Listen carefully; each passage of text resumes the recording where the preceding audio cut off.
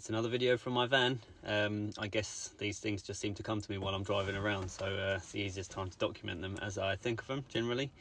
And this is another hopefully tip, definitely from a learned experience from me, and this was a big one for me, probably one of the biggest things and the most difficult times in business for myself in the last 12-13 years now, was this. And the message generally is obviously don't be too reliant on other people within the business.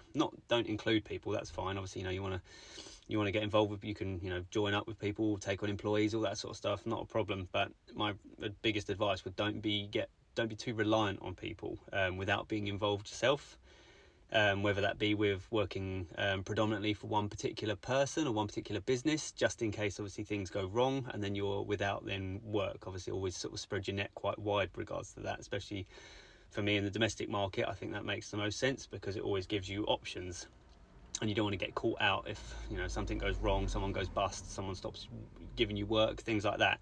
But for me, the example is it was actually my accounting. My dad used to do my accounts. I'd started up in 2010 on my own, all the usual stuff. He happened to be a financial controller, and he did an awful lot of big company work and things like that, but he sort of slowed down, and as I was picking up the business, he was sort of on his way to retiring, so he used to do my accounts in the background. And he was my dad, so I completely left him to it. He had all the passwords to all my things, did all this sort of stuff, and just happily went along with it, and it was brilliant. It was so useful, and that not being my thing at all, I just I completely left him to do it. But sadly in 2019 he was diagnosed with a terminal illness, and literally 6 weeks later he was gone. Now in that time I had no time to, obviously not only dealing with everything that was going on, we had no time to exchange any details regarding that. It was over Christmas. He was midway through my tax return and a business tax return. There was so much that I didn't know, and then at that point didn't get to ask. So by the time it was all done, I had no idea what was going on. I was completely clueless, and in the middle of trying to carry on working, ironically COVID was just sort of happening at the same time as well, so it was an absolute disaster of a time. But given that I was trying to deal with everything else anyway, I also had not a clue about what was going on. I had to randomly pick up sort of a bookkeeper, and the struggle of trying to work out what had happened, what had been done, what hadn't been done, how we were doing generally, it was chaos.